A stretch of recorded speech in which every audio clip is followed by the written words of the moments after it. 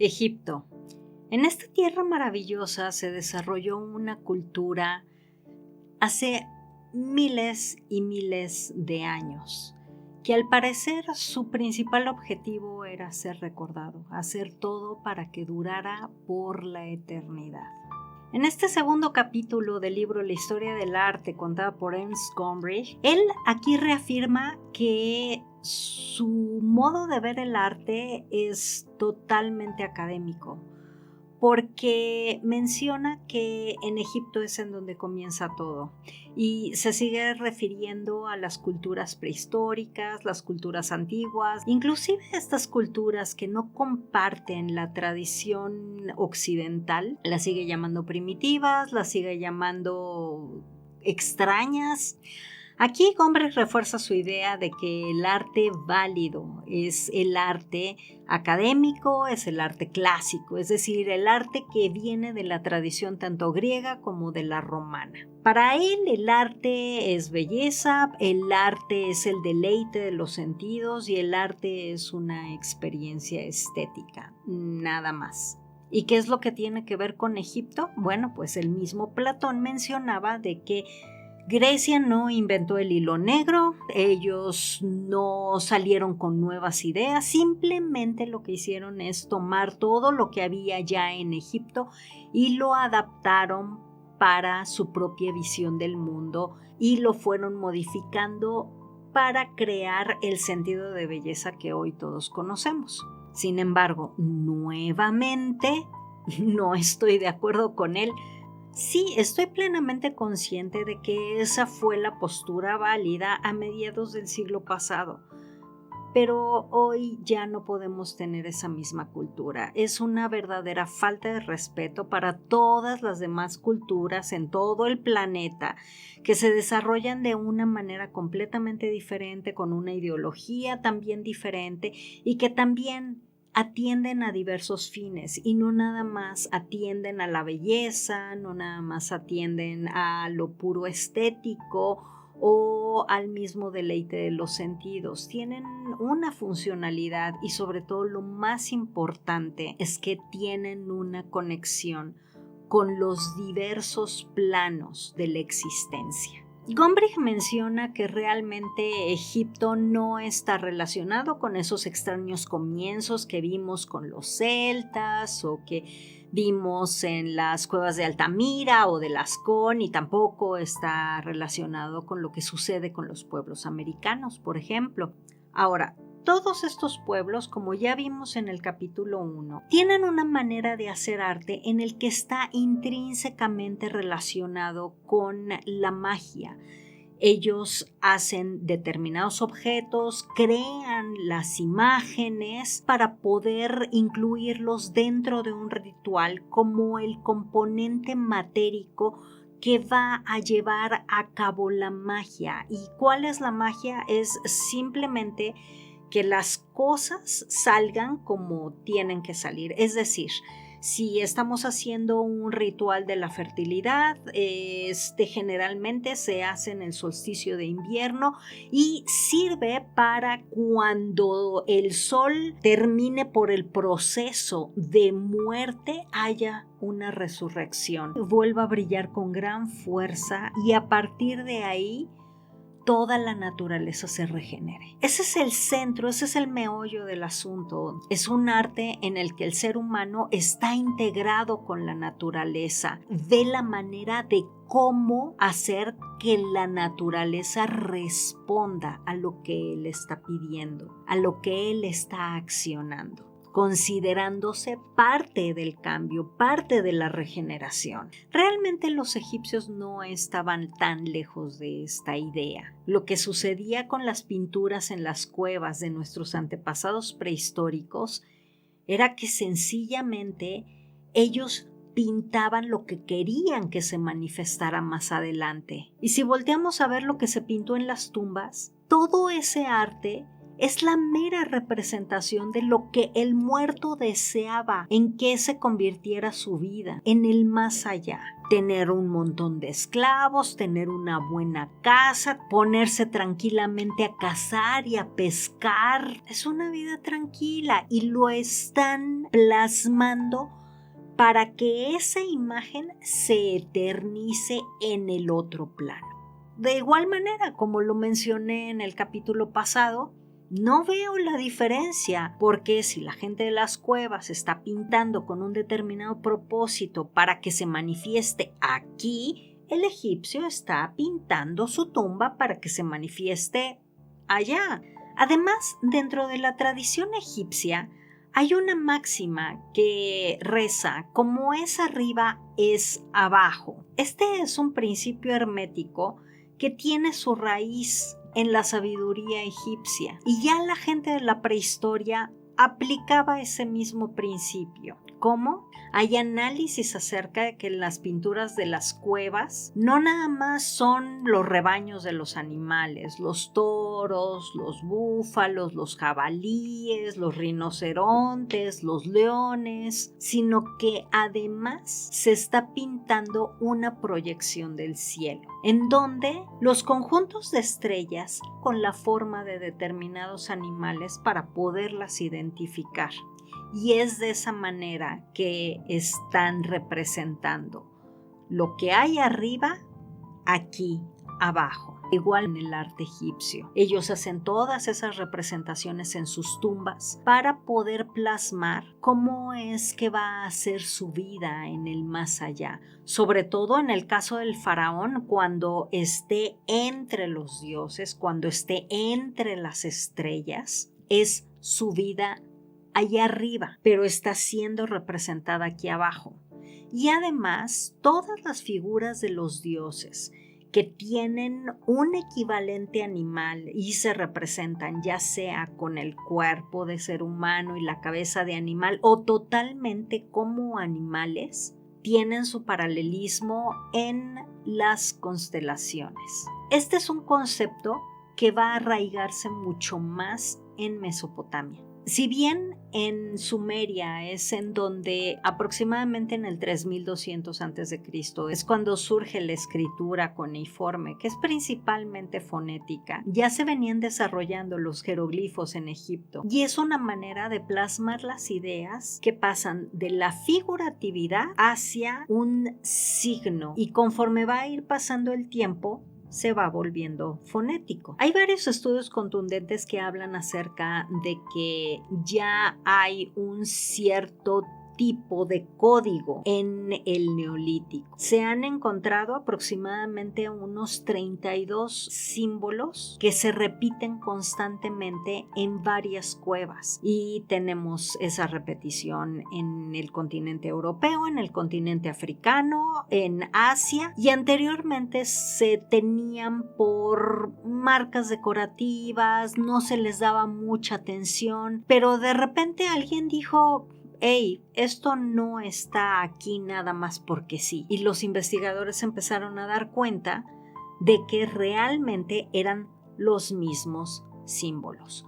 No sabemos qué significan, si son nombres, si aluden a ciertos grupos, si son advertencias, si son recomendaciones. Es más, ni siquiera sabemos si de verdad son mensajes para la gente que llegue allí posteriormente, o a lo mejor son marcas que ayudaban dentro del ritual. Pero es bien importante el notar que ya existe este código y que son esos mismos signos los que se repiten y que muy probablemente sí tengan un significado. Y estaríamos viendo entonces las primeras etapas de la escritura. No es tan simple como menciona Gombrich, que al parecer cuando leemos este capítulo es como si él pensara que los egipcios surgieron por generación espontánea. Así ya eran y son completamente diferentes a lo que había sucedido anteriormente, sin tomar en cuenta que también los egipcios pasaron por un periodo paleolítico y pasaron por un periodo neolítico. Sin embargo, eso no es lo que da el rating.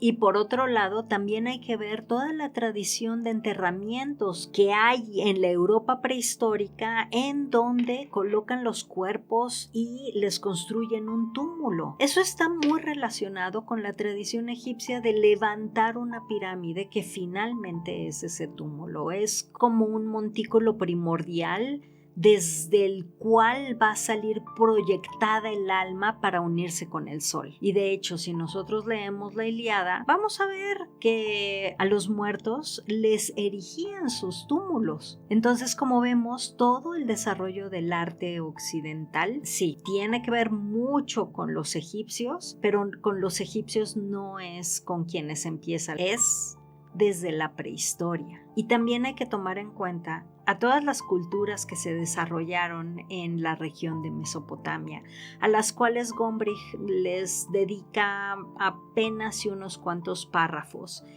y tienen un papel mucho más importante.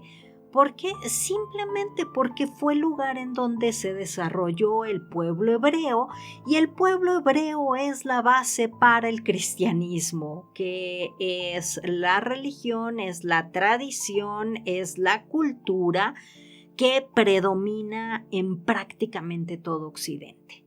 También he de mencionar que la cultura egipcia antigua es mucho más remota de lo que creemos. Generalmente se establece un límite de aproximadamente 5.000, 5.500 años para lo más antiguo, pero esto tiene razones religiosas, porque según los textos sagrados del Islam, el mundo no tiene más de 5.600, 5.700 años. Entonces no podría haber algo anterior. Pero llama mucho la atención que muchas de las investigaciones, principalmente geológicas, hablan acerca de que las piedras de los templos más antiguos tienen un desgaste de agua que no es compatible con el clima que ha predominado desde hace 6.000 años, sino que realmente estas condiciones climáticas se dieron hace mucho más tiempo. Estamos hablando acerca de el 8.000-9.000 antes de Cristo aproximadamente, lo que lanzaría el comienzo de las civilizaciones mucho más atrás, en un punto ligeramente posterior al que se desarrolló Göbekli Tepe en Turquía, que es uno de los sitios más fascinantes que se han descubierto. Por tanto, aquí hay que reevaluar la idea del arte que está manejando Gombrich.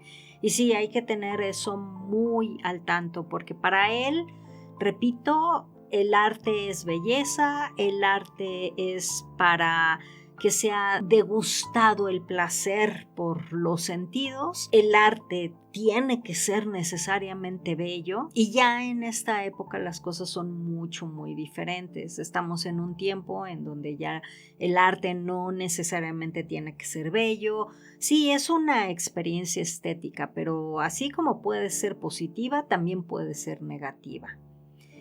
Y aparte de todo, a Gombrich se le olvida el significado profundo de la palabra arte, que viene del latín ars, que está vinculado con maestría. Es la manera excelente de hacer algo. Así como la gente en la prehistoria era excelente para trasladar el cosmos adentro de sus cuevas, haciendo esas representaciones, de la misma manera los egipcios también van a ser excelentes. No solo hicieron las cosas para ser recordados, sino hicieron todo ese arte para que se materializara en el más allá.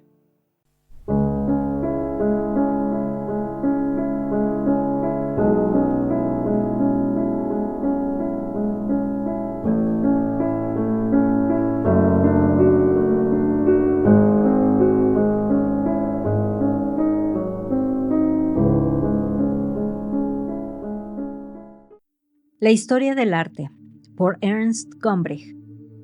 Capítulo 2. Arte para la eternidad.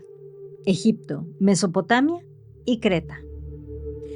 En todo el mundo existió siempre alguna forma de arte, pero la historia del arte como esfuerzo continuado no comienza en las cuevas del norte de España, del sur de Francia o entre los indios de América del Norte.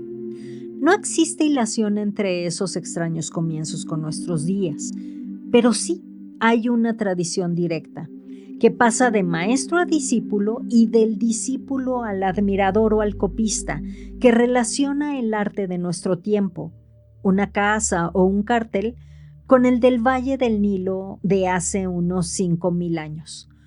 Pues veremos que los artistas griegos realizaron su aprendizaje con los egipcios y que todos nosotros somos alumnos de los griegos. De ahí que el arte de Egipto tenga formidable importancia sobre el de Occidente.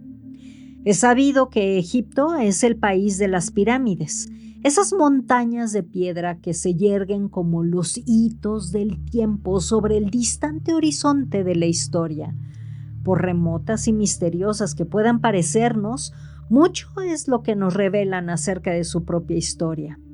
Nos hablan de un país tan perfectamente organizado que fue posible en él amontonar esos gigantescos montes de piedra en el transcurso de la vida de un solo faraón, y nos hablan de faraones tan ricos y poderosos que pudieron obligar a millares y millares de operarios o esclavos a trabajar para ellos año tras año, a extraer bloques de las canteras, a arrastrarlos hasta el lugar de la construcción y a colocarlos unos sobre otros con los medios más primitivos hasta que la tumba estuviera dispuesta para recibir los restos mortales del faraón. Ningún monarca ni ningún pueblo llegarían a tales dispendios, ni se tomarían tantas molestias para la creación de una mera sepultura. Sabemos, en efecto, que las pirámides tuvieron su importancia práctica a los ojos de reyes y sus súbditos. El faraón era considerado un ser divino que gobernaba sobre estos últimos y que al abandonar esta tierra subiría de nuevo a la mansión de los dioses de donde había descendido. Las pirámides, elevándose hacia el cielo, le ayudarían probablemente en su ascensión. En cualquier caso, ellas defenderían el sagrado cuerpo de la destrucción, pues los egipcios creían que el cuerpo debía ser conservado para que el alma viviera en el más allá. Por ello, preservaban el cadáver mediante un laborioso método de embalsamamiento, vendándolo con tiras de tela. Para la momia del faraón se había erigido la pirámide, instalándose su cuerpo ahí, en el centro de la gran montaña pétrea, dentro de un cofre también de piedra. En torno a la cámara mortuoria se escribían en salmos y hechizos para ayudarle en su tránsito hasta el otro mundo. Pero no son solo estos antiquísimos vestigios de la arquitectura humana los que nos hablan del papel desempeñado por las creencias de la Edad Antigua en la historia del arte. Los egipcios creían que la conservación del cuerpo no era suficiente. Si también se perenizaba la apariencia del faraón, con toda seguridad, éste continuaría existiendo para siempre. Por ello ordenaron a los escultores que labraran el retrato del faraón en duro e imperecedero granito y lo colocaran en la tumba donde nadie pudiese verlo, donde operara su hechizo y ayudase a su alma a revivir a través de la imagen. Una denominación egipcia del escultor era precisamente el que mantiene vivo. En un principio tales ritos estaban reservados a los faraones, pero pronto los nobles de la casa real tuvieron sus tumbas menores agrupadas en hileras alrededor de la del faraón, y poco a poco cada persona que se creía respetable tomó previsiones para su vida de ultratumba, ordenando que se le construyese una costosa sepultura, en la que su alma moraría y recibiría las ofrendas de comida y bebida que se daban a los muertos, y en la que se albergarían su momia y su apariencia vital. Algunos de esos primitivos retratos de la edad de las pirámides, en la cuarta dinastía del Imperio Antiguo, se hallan entre las obras más bellas del arte egipcio. Hay en las mismas una simplicidad y una solemnidad que no se olvidan fácilmente. Se ve que el escultor no ha tratado de halagar a su modelo o de conservar un gozoso momento de su existencia. No se fijó más que en aspectos esenciales. Cualquier menudo pormenor fue soslayado. Tal vez sea precisamente por esa estricta concentración de las formas básicas de la cabeza humana, por lo que esos retratos siguen siendo tan impresionantes, pues a pesar de su casi geométrica rigidez, no son tan primitivos como los de las máscaras nativas de que hemos tratado en el capítulo anterior, ni son tampoco de parecido tan fiel como los retratos naturalistas de los artistas de Nigeria. La observación de la naturaleza y la proporción del conjunto se hallan tan perfectamente equilibradas que nos impresionan para ofrecernos seres dotados de vida que, no obstante, se nos aparecen como remotos en la eternidad. Esta combinación de regularidad geométrica y de aguda observación de la naturaleza es característica de todo el arte egipcio. Donde mejor podemos estudiarla es en los relieves y pinturas que adornan los muros de las sepulturas. La palabra adornan, por cierto, difícilmente puede convenir a un arte que no puede ser contemplado sino por el alma del muerto. Estas obras, en efecto, no eran para ser degustadas, también ellas pretendían mantener vivo. Antes, en un pasado distante y horrendo, existió la costumbre de que al morir un hombre poderoso, sus criados y esclavos le siguieran a la tumba, para que llegara al más allá en conveniente compañía, por lo que estos últimos eran sacrificados. Más tarde, esos horrores fueron considerados demasiado crueles o demasiado costosos, y el arte constituyó su rescate. En lugar de criados reales, a los grandes de esta tierra se les ofrecieron sus imágenes por sustituto.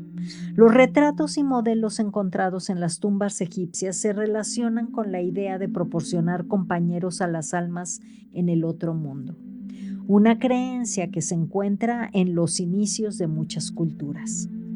Estos relieves y pinturas murales nos proporcionan un reflejo extraordinariamente animado de cómo se vivió en Egipto hace milenios. Y con todo, al contemplarlos, por vez primera, no puede uno sino maravillarse. La razón de ello está en que los pintores egipcios poseían un modo de representar la vida real completamente distinto del nuestro. Tal vez esto se haya relacionado con la diferencia de fines que inspiró sus pinturas. No era lo más importante la belleza, sino la perfección. La misión del artista era representarlo todo tan clara y perpetuamente como fuera posible. Por ello, no se dedicaban a tomar apuntes de la naturaleza tal como ésta aparece desde un punto de vista fortuito. Dibujaban de memoria y de conformidad con las reglas estrictas que aseguraban la perfecta claridad de todos los elementos de la obra. Su método se parecía, en efecto, más al del cartógrafo que al del pintor. Esta ilustración lo muestra en un sencillo ejemplo, que representa un jardín con un estanque. Si nosotros tuviéramos que dibujar un tema semejante, buscaríamos el ángulo de visión más propicio. La forma y el carácter de los árboles podrían ser vistos claramente solo desde los lados, la forma del estanque únicamente desde arriba. Este problema no preocupó a los egipcios. Representarían el estanque sencillamente como si fuera visto desde arriba y los árboles desde el lado. Los peces y los pájaros en el estanque difícilmente se reconocerían si estuvieran vistos desde arriba. Así pues, los dibujaron de perfil. En esta simple pintura podemos comprender fácilmente el procedimiento del artista. Muchos dibujos infantiles aplican un principio semejante, pero los egipcios eran mucho más consecuentes en su aplicación de estos métodos que los niños. Cada cosa tuvo que ser representada en su aspecto más característico. Esta otra ilustración muestra los efectos que produjo esta idea en la representación del cuerpo humano. La cabeza se veía mucho más fácilmente en su perfil. Así pues, la dibujaron de lado. Pero si pensamos en los ojos, nos los imaginamos como si estuvieran vistos de frente. De acuerdo con ello, ojos enteramente frontales fueron puestos en rostros vistos de lado. La mitad superior del cuerpo, los hombros y el tórax, son observados mucho mejor de frente, puesto que así podemos ver cómo cuelgan los brazos del tronco, pero los brazos y los pies en movimiento son observados con mucha mayor claridad lateralmente. A esta razón obedece que los egipcios en esas representaciones aparezcan tan extrañamente planos y contorsionados. Además, los artistas egipcios encontraban difícil representar el pie izquierdo desde afuera. Preferían perfilarlo claramente con el dedo gordo en primer término. Así, ambos pies son vistos de lado, pareciendo poseer la figura del relieve dos pies izquierdos. No debe suponerse que los artistas egipcios creyeran que las personas eran o aparecían así, sino que simplemente se limitaban a seguir una regla que les permitía insertar en la forma humana todo aquello que consideraban importante.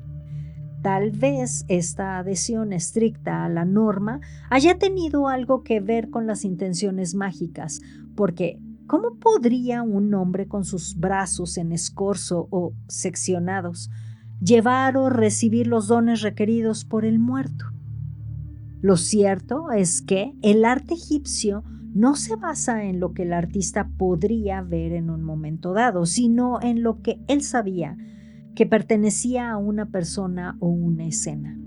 De esas formas aprendidas y conocidas fue de donde extrajo sus representaciones, de modo muy semejante a como el artista primitivo tomó las suyas de las formas que podía dominar. No solo fue el conocimiento de formas y figuras el que permitió que el artista diese cuerpo a sus representaciones, sino también el conocimiento de su significado. Nosotros, a veces, llamamos grande a un hombre importante. Los egipcios dibujaban al Señor en tamaño mucho mayor que a sus criados, e incluso que a su propia mujer. Una vez comprendidas estas reglas y convencionalismos, comprendemos también el lenguaje de las pinturas en las que se halla historiada la vida de los egipcios.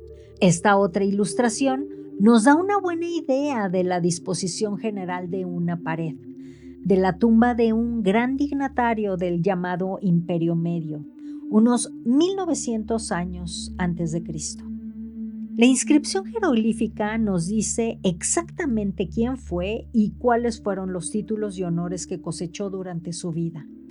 Su nombre y títulos, leemos, fueron Knuhotep, administrador del desierto oriental, príncipe de Menat Khufu, amigo íntimo del rey, conocido real, superintendente de los sacerdotes, sacerdote de Horus, sacerdote de Anubis, jefe de todos los secretos divinos y, el más llamativo de todos, señor de todas las túnicas.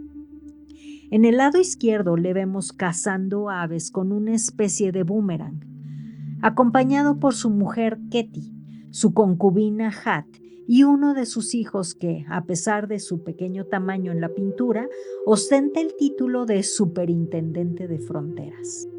En la parte inferior del friso vemos unos pescadores a las órdenes del superintendente Metunhotep, cobrando una gran redada. Sobre la puerta se ve nuevamente a Numhotep, esta vez atrapando aves acuáticas en una red. Como ya conocemos los métodos del artista egipcio, podemos ver fácilmente cómo opera este artificio.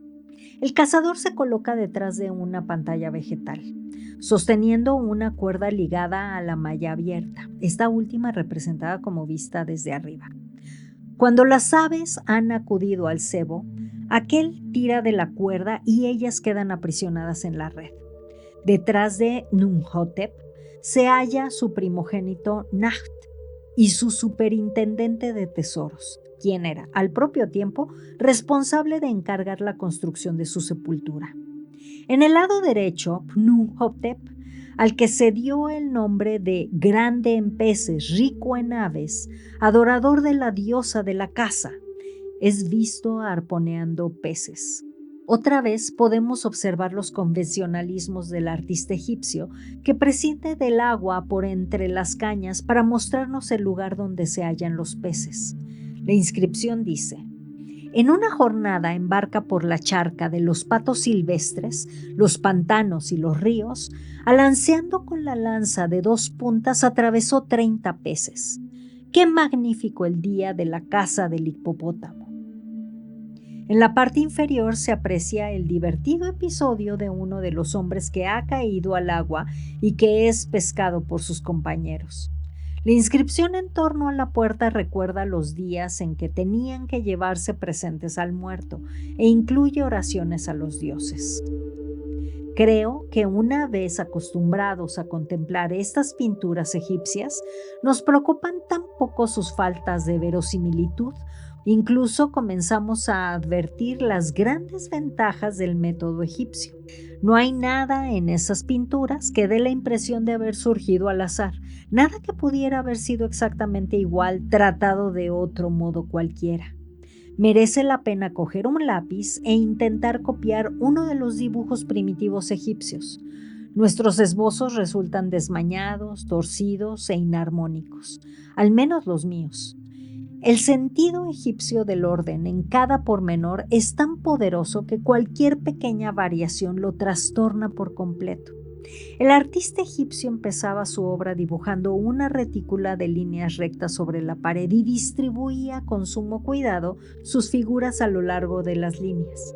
Sin embargo, este sentido geométrico del orden no le privó de observar los detalles de la naturaleza con sorprendente exactitud. Cada pájaro, pez o mariposa está dibujado con tanta fidelidad que los zoólogos pueden incluso reconocer su especie. Aquí podemos ver un detalle de lo que mostrábamos anteriormente: los pájaros para la red de Khnumhotep. Aquí no fue solamente su gran conocimiento del tema el que guió al artista, sino también su clara percepción del color y de las líneas. Uno de los rasgos más estimables del arte egipcio es que todas las estatuas, pinturas o formas arquitectónicas se hallan en su lugar correspondiente como si obedecieran una ley.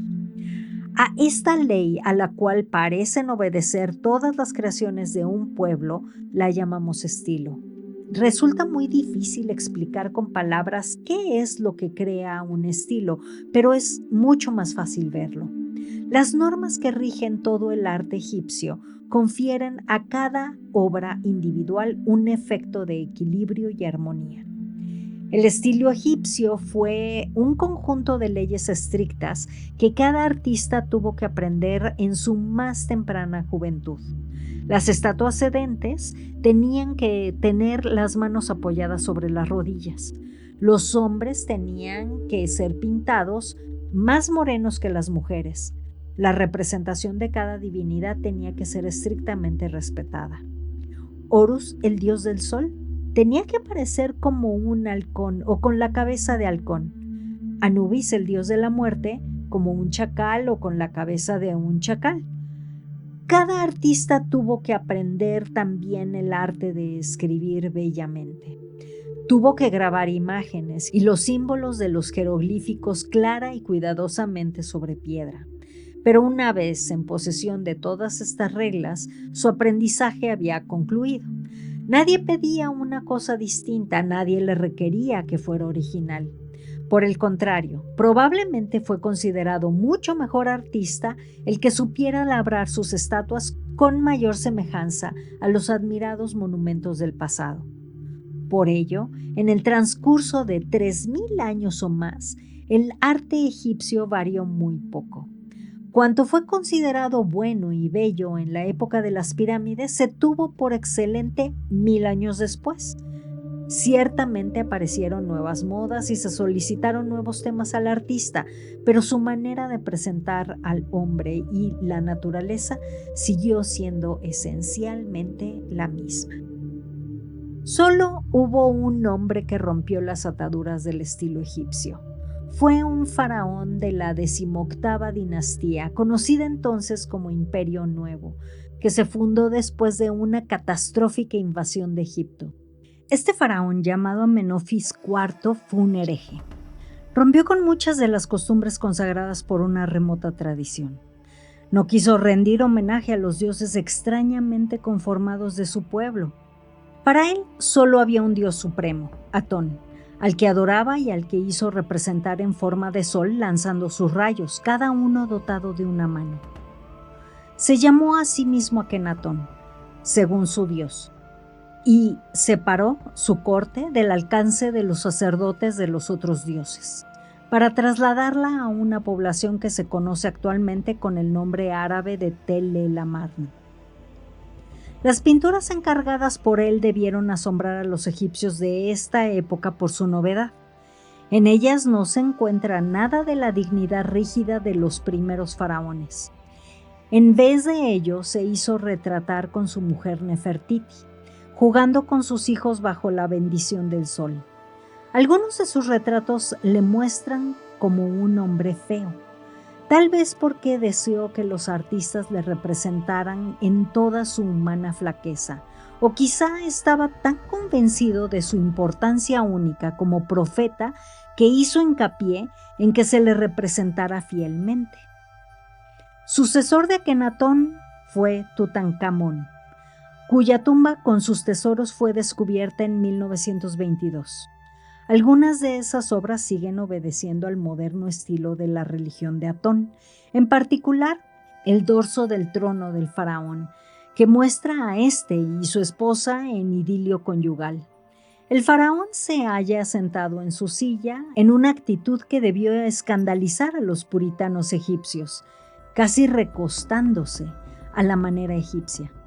Su esposa no aparece más pequeña que él y pone suavemente la mano sobre su hombro, mientras el dios Sol, representado como un globo dorado, extiende sus manos bendiciéndoles.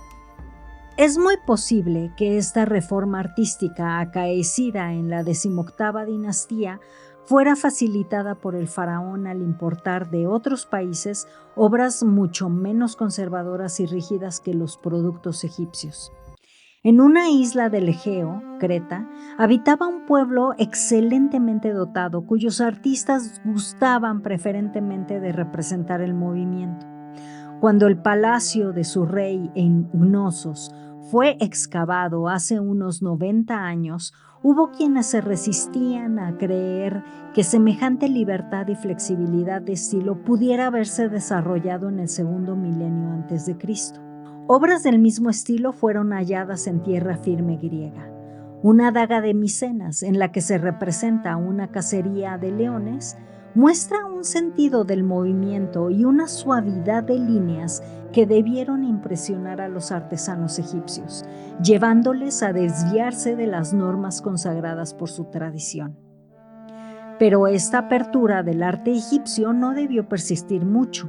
Ya durante el reinado de Tutankamón, las antiguas creencias fueron restauradas y la ventana al exterior quedó cerrada nuevamente. El estilo egipcio, tal como había existido desde hacía 1000 años, continuó existiendo durante otro milenio o más. Y sin duda los egipcios creyeron que continuaría así eternamente.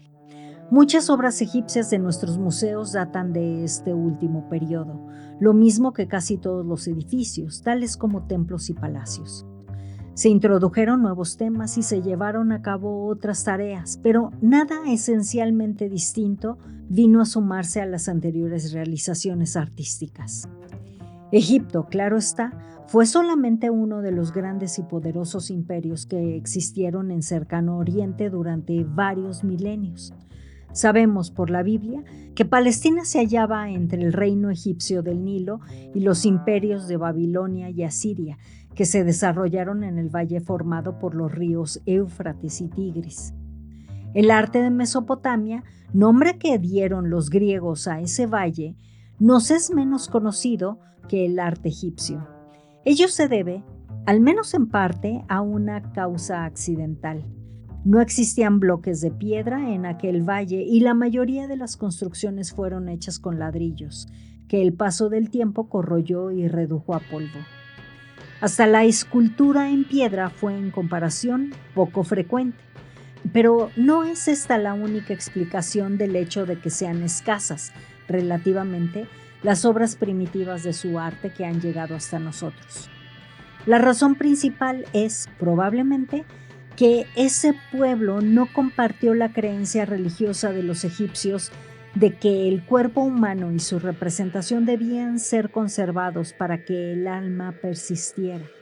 En una época muy primitiva, cuando gobernaba el pueblo sumerio, con la capital en Ur, los reyes todavía eran enterrados con toda su familia, incluso con sus esclavos, para que no les faltara acompañamiento en el mundo del más allá.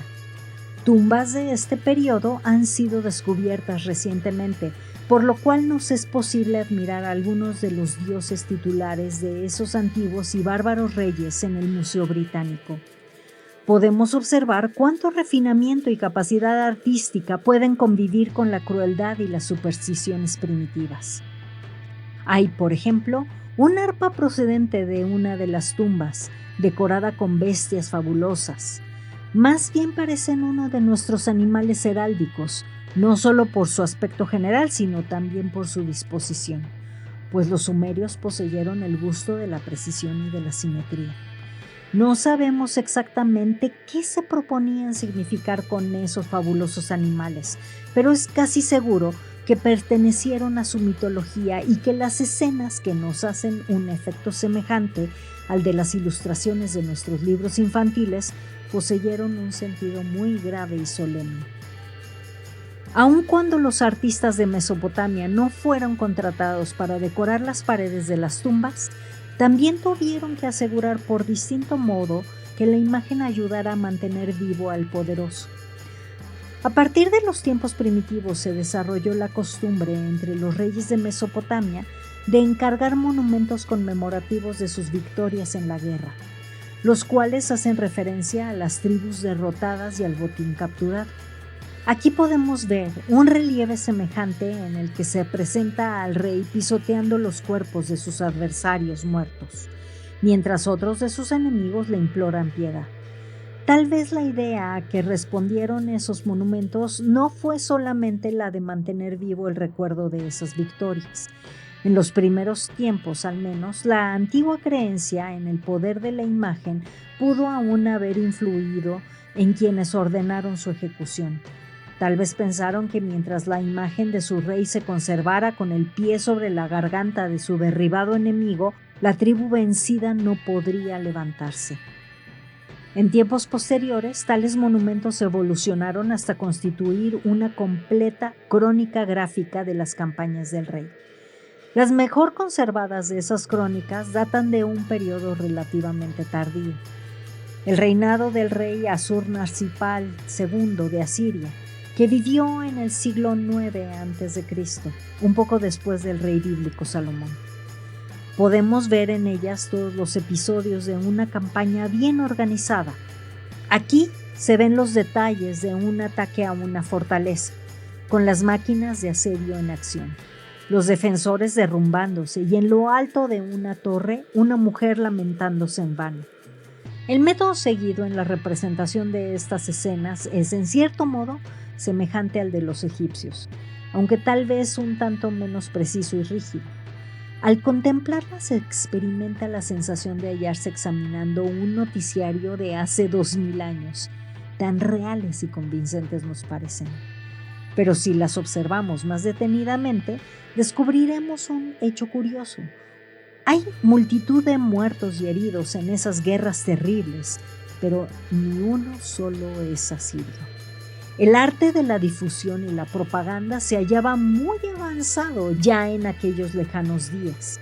Pero, ¿acaso podamos llegar a una idea ligeramente más piadosa de los antiguos asirios? Incluso pudiera ser que se hallaran todavía gobernados por la vieja superstición que tan a menudo hemos citado en esta historia, la de que hay mucho más en una representación de lo que ella representa.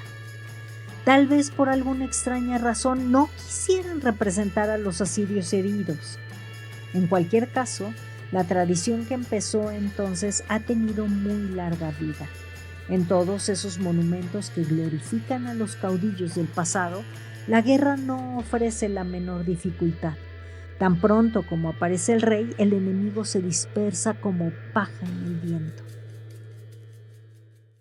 Y hasta aquí la lectura de la historia del arte de Ernst Gombrich. Muchísimas gracias por acompañarme hasta aquí. Y recuerda, si quieres saber más acerca de la historia del arte, revisa el sitio censuscultura.org para acceder a los distintos cursos que ofrecemos. Asimismo, si deseas apoyar este proyecto y te gusta ver más contenido de historia del arte de manera crítica y con un enfoque filosófico, nos puedes apoyar con un pequeño donativo en PayPal. Muchísimas gracias nuevamente y nos vemos en el siguiente capítulo.